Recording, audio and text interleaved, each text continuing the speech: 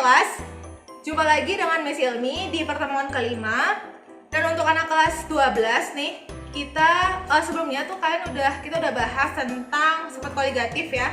Mulai dari zat non-elektrolit sampai elektrolit. Dan sekarang kita akan mulai materi baru, yaitu tentang reaksi redoks dan elektrokimia.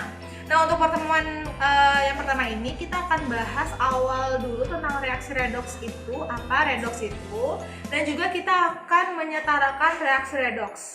Nah, sama sebenarnya cara menyetarakannya terhadap reaksi yang lainnya, cuman memang tahapannya berbeda karena ya konteksnya adalah redoks ya. Nah, so we start this lesson and check it out. Sekarang kita masuk ke pertemuan kelima. Jadi kita udah masuk ke materi baru, yaitu reaksi redoks dan elektrokimia. Untuk yang pertama kita akan bahas tentang reaksi redoksnya dulu. Kayaknya udah dipelajari ya sebelumnya, bahwa reaksi redoks itu singkatan dari reaksi reduksi dan oksidasi.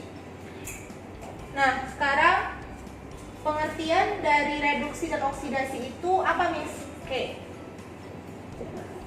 Untuk reduksi itu biasanya ditandai dengan penurunan biloks.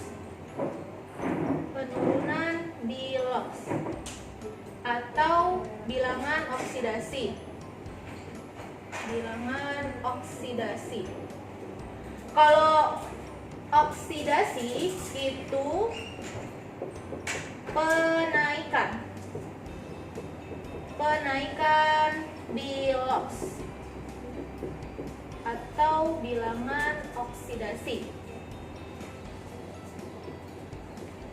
Oke. Nah, ngomong-ngomong soal bilangan oksidasi, sepertinya udah dipelajari sebelumnya, pas kelas 1 kayaknya udah. Sebelumnya udah sepertinya. Nah, misalkan review lagi ya. Nah, jadi setiap unsur-unsur dalam suatu senyawa itu memiliki biloksnya masing-masing. Itu Miss sudah tuliskan di PowerPoint-nya. Itu ada 5 poin ya, yang membahas tentang ada biloks unsur bebas itu jumlahnya 0. Kalau biloks H itu berapa, oksigen itu berapa, dan atom-atom logam lainnya berapa, itu sudah dicantumkan di PowerPoint-nya. Silahkan dilihat lagi, karena itu akan menjadi panduan dasar kita untuk mengerjakan reaksi redoks ini nantinya. Oke, Miss ambil kasih contoh sederhana untuk reaksi reduksi ya.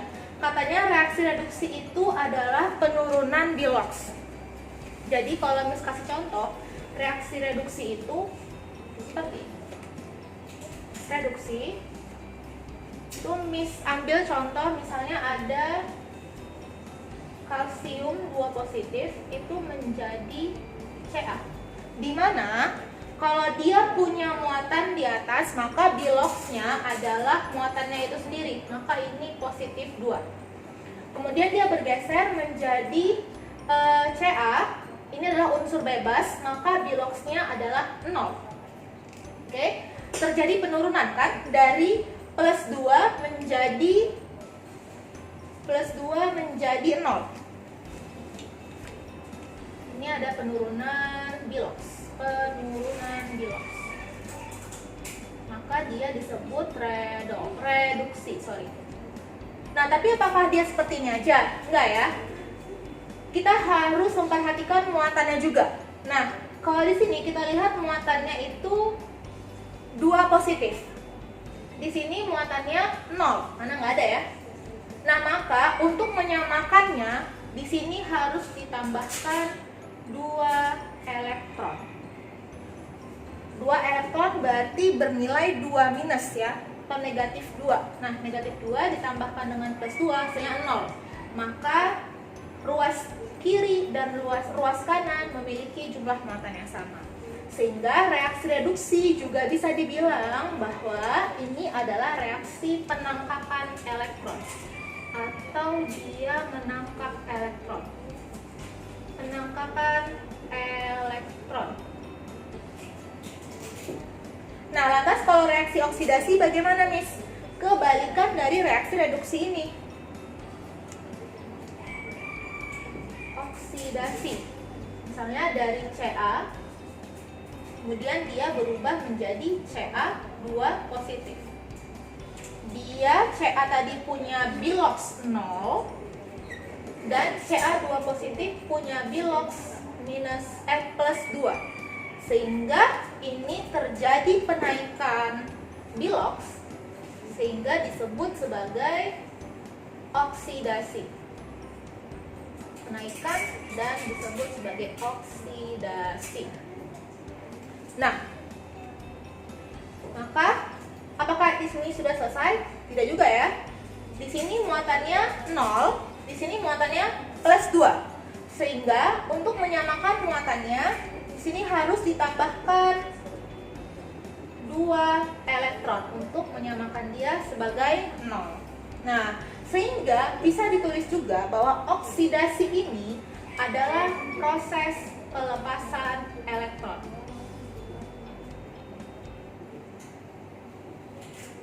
Oke, proses pelepasan elektron. Nah, ini akan jadi prinsip dasar kita ya untuk reaksi reduksi dan oksidasi. Oke, Miss punya contoh reaksi ini. Ini ada 2Al tambah 2NaOH tambah 2H2O menjadi 2NaAlO2 ditambah 3H2O. 3H2, sorry. Tentukanlah yang mana reaksi reduksi, yang mana reaksi oksidasi. Berarti hal pertama yang harus kita lakukan adalah kita harus mencari bilangan oksidasinya dari masing-masing unsur. Kita mulai yang pertama. Al, seperti yang dijelaskan di PPT, di PowerPoint, bahwa ini adalah salah satu unsur bebas. Makanya punya bilox sama dengan 0. Kemudian untuk NaOH, Na itu golongan 1, maka dia punya bilox plus 1. Kemudian H, dia golongan 1, maka dia punya plus 1.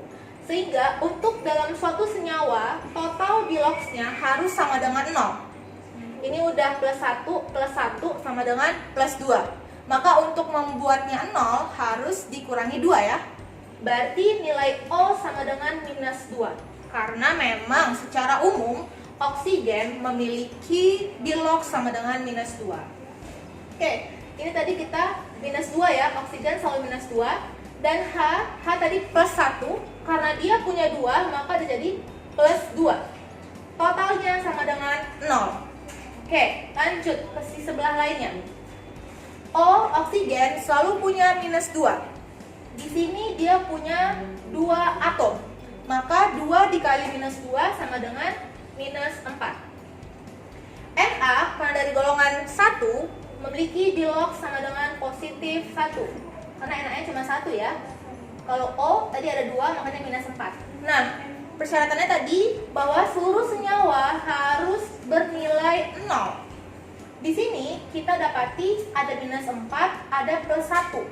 Maka cara untuk membuatnya 0 harus ditambahkan 3. Karena 1 tambah 3 sama dengan 4. 4 dikurang 4 sama dengan 0. Kemudian H2 merupakan unsur bebas, ini adalah 0. Dari sini kita bisa tentukan mana reaksi reduksi dan mana reaksi oksidasinya. Ingat, yang pertama, reaksi reduksi adalah reaksi penurunan bilox. Mana kira-kira yang biloxnya turun? Oke, yang biloxnya turun adalah yang H2 ya. Sini H-nya biloxnya 2, kemudian di sebelah kanannya biloxnya 0. Terjadi penurunan, maka ini reaksi oksidasi. Selanjutnya yang biloxnya naik. Ini reaksi reduksi, penurunan. Reduksi. Kemudian yang biloxnya naik, yaitu si Al-nya ya. Al-nya dari 0 naik ke plus 3. Maka ini reaksi oksidasi dan ini reaksi reduksi.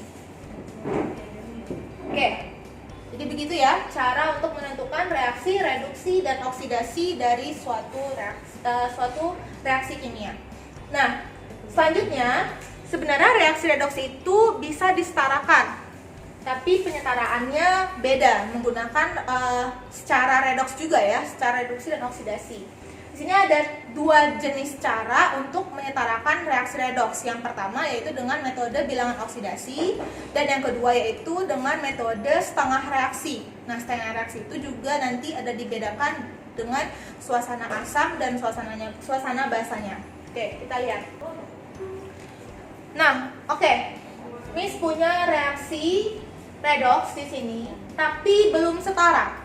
Sehingga Miss mau menyetarakannya. Tapi di sini Miss mau menyetarakannya dengan menggunakan metode Bilox.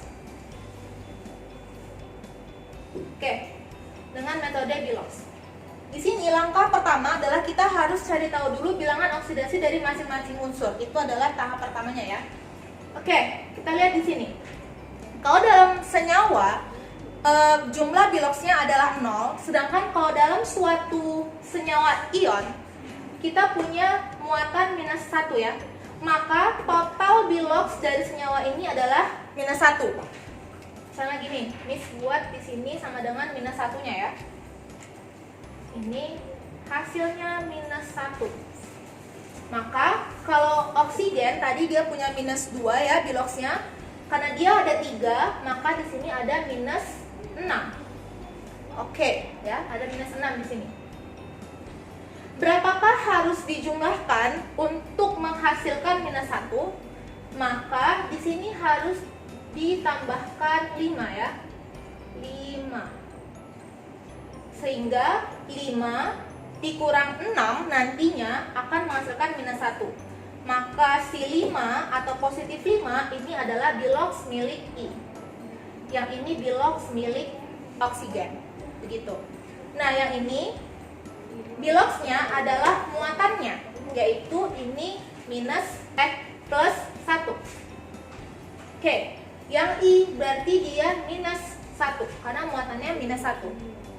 Lanjut ke sisi sebelah kanan, I2 atau dia unsur bebas, dia memiliki Bilox 0. Kalau H2O ini Biloxnya -2, ini +2. Oke. Sehingga kita bisa lihat nanti ya, yang mana yang reaksi reduksi, mana yang reaksi oksidasinya. Oke.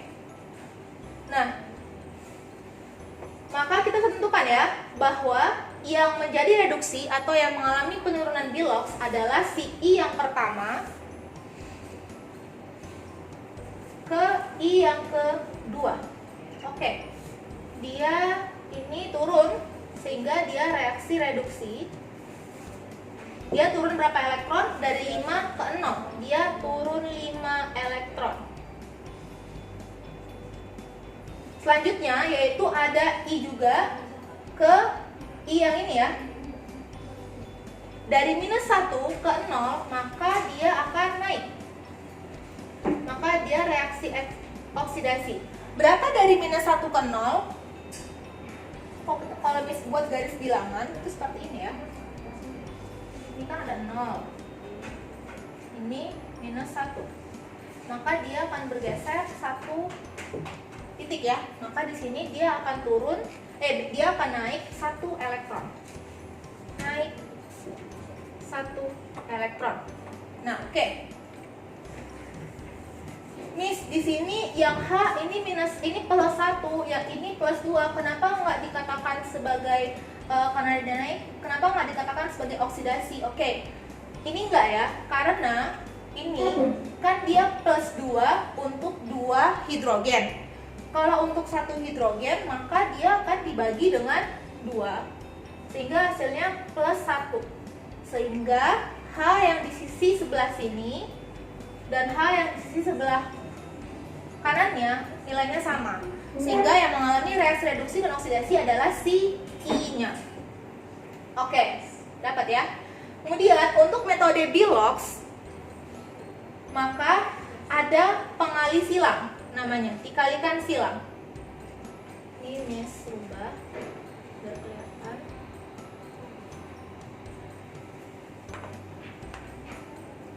Ini tadi dari 5 ke 0 dia turun 5 elektron, ini reaksi reduksi. Ini dia naik 1 elektron.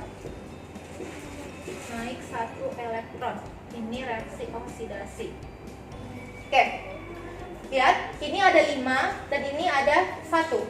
Kalau dalam metode Bilox, kita mengkali silangnya, sehingga yang direduksi akan dikalikan dengan 1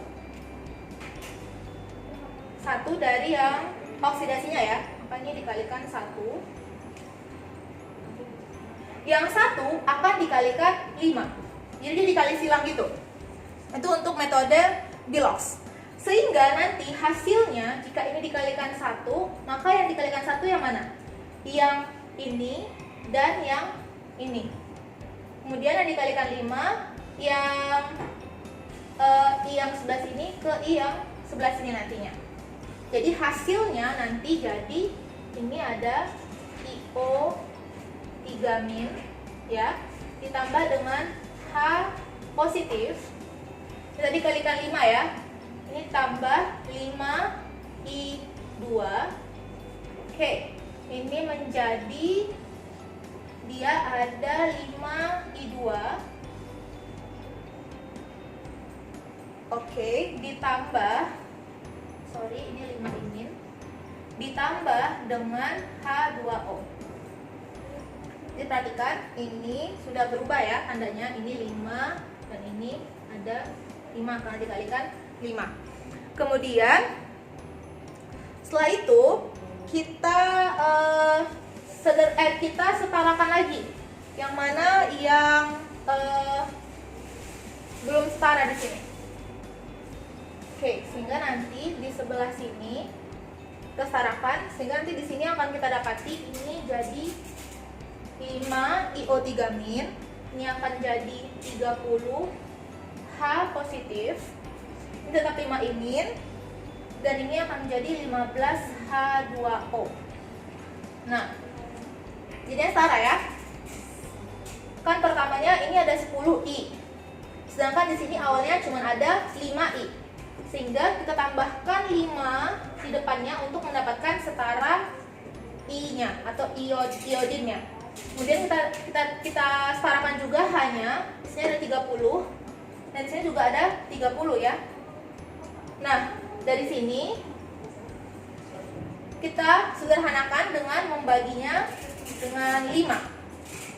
Sehingga metodenya kita dapatin ini reaksi setaranya menjadi IO 3-, 30 bagi 5 jadi 6 H positif ditambah dengan I- menjadi I2 ditambah dengan 3H2O. Nah, itu untuk metode Bilox ya. Jadi kita akan mengkali silang hasil dari Bilox-nya. Itu untuk metode oksidasi.